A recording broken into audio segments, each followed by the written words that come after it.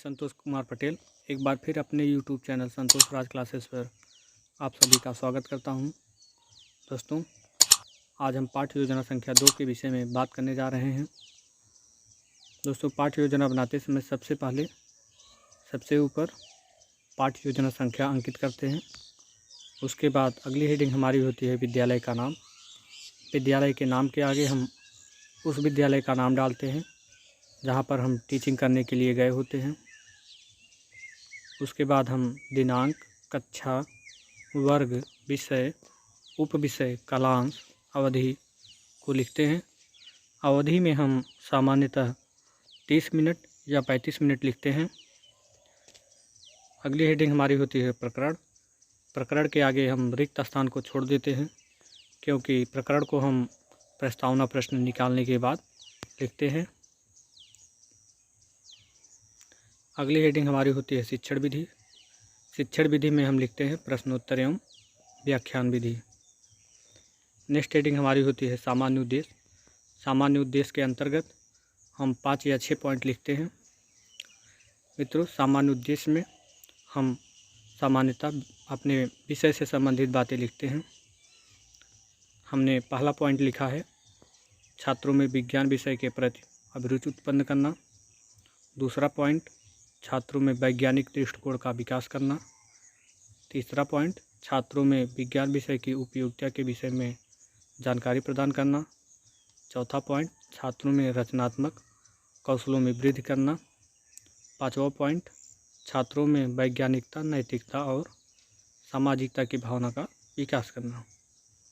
छठा पॉइंट लिखा है हमने छात्रों में विश्लेषण और संश्लेषण की योग्यता का विकास करना। सातवां पॉइंट है छात्रों में चिंतन व तर्क शक्ति का विकास करना। नेक्स्ट हेडिंग हमारी होती है विशिष्ट उद्देश्य। विशिष्ट उद्देश्य के अंतर्गत हमने पहली हेडिंग डाली है ज्ञानात्मक उद्देश्य। इसके अंतर्गत हम लिखते हैं छात्रों में श्वसन के विषय में जानकारी प्रदान करना। इसी के अंतर्गत हमारी दूसरी हेडिंग होती है अवबोधात्मक उद्देश्य। इसमें हम लिखते हैं छात्रों में श्वसन तंत्र के विषय में तथा उसकी कार्य प्रणाली के विषय में जानकारी प्राप्त करना। इसी के अंतर्गत हमारी तीसरी हेडिंग होती है प्रयोगात्मक उद्देश्य। इसमें हम लिखते हैं छात्र स्वयं श्वसन तंत्र प्रणाली के विषय में प्रयोगात्मक रूप से अध्ययन करेंगे और स्वयं समझ सकेंगे। नेक्स्ट हेडिंग हमारी होती है सहायक सामग्री। सहायक सामग्री में हम लिखते हैं लपेट श्यामपट्ट, डस्टर, चाक इत्यादि। नेक्स्ट हेडिंग हमारी होती है पूर्व ज्ञान। पूर्व ज्ञान में हम लिखते हैं छात्र श्वसन के विषय में सामान्य जानकारी रखते हैं। अगली हेडिंग हमारी होती है प्रस्तावना प्रश्न। प्रस्तावना प्रश्न में हम 3 कॉलम बनाते हैं। पहला क्रम संख्या, दूसरा छात्राध्यापक अनुक्रिया, तीसरा छात्र अनुक्रिया। क्रम संख्या में हम पहला पॉइंट डालते हैं छात्राध्यापक अनुक्रिया में पहला प्रश्न। छात्राध्यापक अनुक्रिया में पहला प्रश्न हमारा होता है वायुमंडल में उपस्थित कुछ गैसों के नाम बताइए। छात्र अनुक्रिया में हमें उत्तर प्राप्त होते हैं ऑक्सीजन, नाइट्रोजन, सल्फर डाइऑक्साइड आदि। मित्रों, प्रस्तावना प्रश्न बनाते समय सबसे ध्यान देने योग्य बात होती है कि हम जब प्रश्न करते हैं जो हमें छात्रों द्वारा उत्तर मिलता है उस उत्तर को हम अगला प्रश्न बनाते हैं। जैसे हमने प्रश्न किया था वायुमंडल में उपस्थित कुछ गैसों के नाम बताइए, हमें जो उत्तर प्राप्त हुए थे ऑक्सीजन, नाइट्रोजन, सल्फर डाइऑक्साइड। तो हमने दूसरा प्रश्न बनाते समय ऑक्सीजन को प्रश्न बनाया है। हमारा दूसरा प्रश्न है ऑक्सीजन को ग्रहण करने वाले कुछ जीवधारियों के नाम बताइए। हमें छात्र अनुक्रिया में उत्तर मिले हैं बंदर, मनुष्य, कुत्ता, बिल्ली आदि। हमारा तीसरा प्रश्न है मनुष्य के द्वारा ऑक्सीजन ग्रहण करने की प्रक्रिया कहलाती है। छात्र अनुक्रिया में हमें उत्तर मिला है श्वसन। हमारा चौथा प्रश्न है छात्राध्यापक अनुक्रिया में श्वसन में प्रयुक्त अंग कहलाते हैं।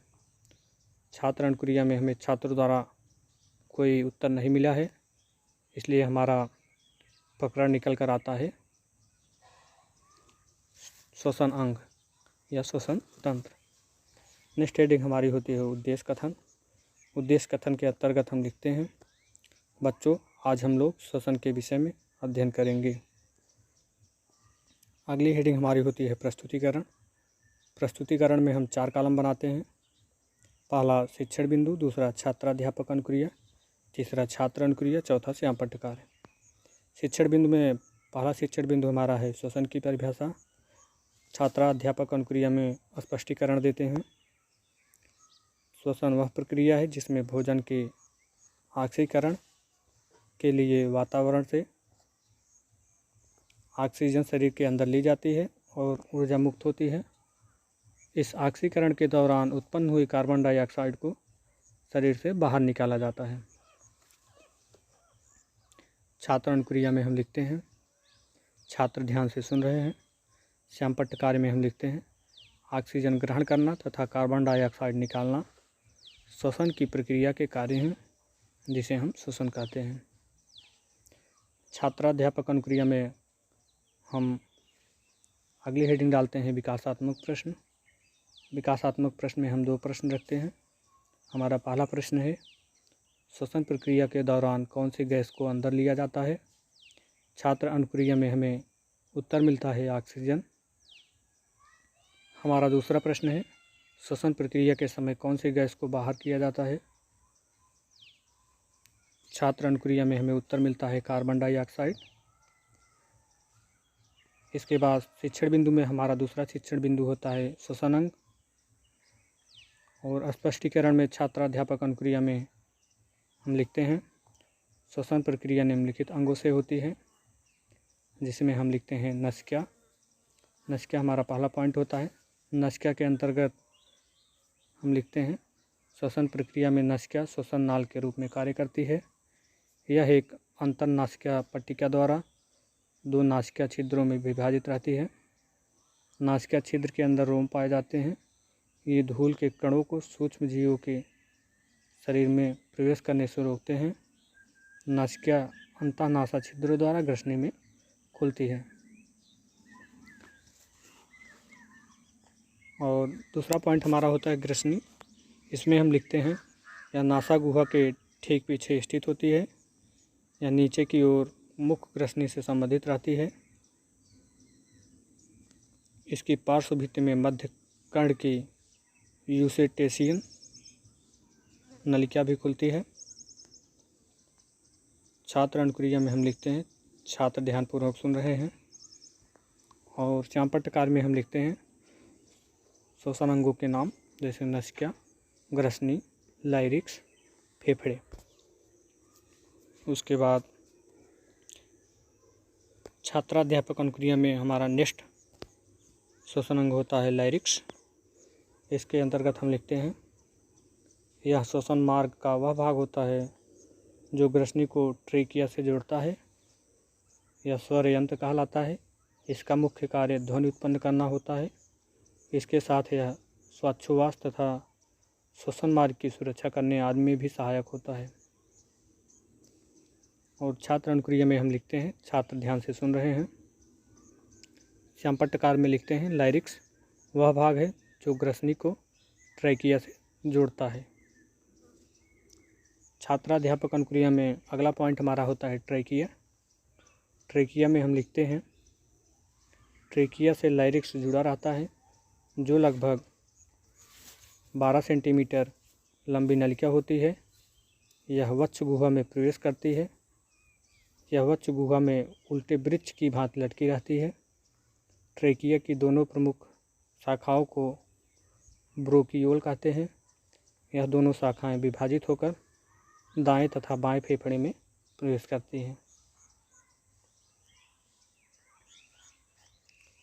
उसके बाद अगला हमारा छात्राध्यापक अनुक्रिया में अगला पॉइंट होता है फेफड़े। फेफड़े में हम लिखते हैं, वक्ष गुहा में एक जोड़ी फेफड़े होते हैं। इनका रंग लाल होता है। यह स्पंज के समान थैली जैसी संरचना होती है। इनका आधार डायाफ्राम पर टिका रहता है और शीर्ष ग्रीवा के आधार तक फैला रहता है। छात्राध्यापक अनुक्रिया में लिखते हैं, छात्र ध्यान से सुन रहे हैं। श्यामपट्ट कार्य में लिखते हैं मनुष्य में फेफड़े एक जोड़ी पाए जाते हैं जो लाल रंग के होते हैं। छात्राध्यापक अनुक्रिया में फेफड़े के अंतर्गत आगे लिखते हैं फेफड़ा एक झिल्ली द्वारा घिरा रहता है जिसके अंदर द्रव्य भरा रहता है। यह फेफड़े की रक्षा करती है। फेफड़े कुंचनशील होते हैं। ट्रेकिया में एक फूंक मारने पर फेफड़े गुब्बारे के समान फूल जाते हैं। आगे हमारी हेडिंग होती है अवबोधात्मक प्रश्न। छात्राध्यापक अनुक्रिया के अंतर्गत हम अवबोधात्मक प्रश्न में 2 प्रश्न रखते हैं। हमारा पहला प्रश्न है श्वसन मार्ग का वह भाग जो ग्रसनी को ट्रेकिया से जोड़ता है कहलाता है। छात्र अनुक्रिया में हमें आंसर मिलता है लैरिक्स। अवबोधात्मक प्रश्न के अंतर्गत दूसरा प्रश्न हम रखते हैं वक्ष गुहा में कितने जोड़ी फेफड़े पाए जाते हैं। छात्र अनुक्रिया में हमें उत्तर मिलता है 1 जोड़ी फेफड़े। अगली हेडिंग हमारी होती है निरीक्षण कार्य। निरीक्षण कार्य में हम लिखते हैं श्यामपट्ट पर लिखे गए कार्यों को छात्र अपनी कॉपी पर लिखेंगे तथा छात्राध्यापक घूम घूम के निरीक्षण करेंगे। नेक्स्ट हेडिंग हमारी होती है मूल्यांकन प्रश्न। मूल्यांकन प्रश्न में हम 5 या 6 प्रश्न रखते हैं। जैसे हमने पहला प्रश्न रखा है श्वसन प्रक्रिया के दौरान कौन सी गैस अंदर ली जाती है। दूसरा प्रश्न हमारा है श्वसन प्रक्रिया के समय कौन सी गैस निकाली जाती है। तीसरा प्रश्न हमारा है श्वसन प्रक्रिया में श्वसन नाल के रूप में कौन सा अंग कार्य करता है। चौथा प्रश्न है वक्ष गुहा में कितने जोड़ी फेफड़े पाए जाते हैं। पांचवा प्रश्न है लाइरिक्स किससे जुड़ा रहता है। छठा प्रश्न है हमारा फेफड़े का रंग कैसा होता है। नेक्स्ट हेडिंग हमारी होती है गृह कार्य। गृह कार्य में लिखते हैं छात्र श्वसन अंगों के विषय में घर से अध्ययन करके आएंगे। मित्रों हमारी पाठ्य योजना संख्या 2 समाप्त हुई। अगर आपको यह हमारा वीडियो अच्छा लगा हो लाइक सब्सक्राइब और शेयर ज़रूर करिएगा। धन्यवाद।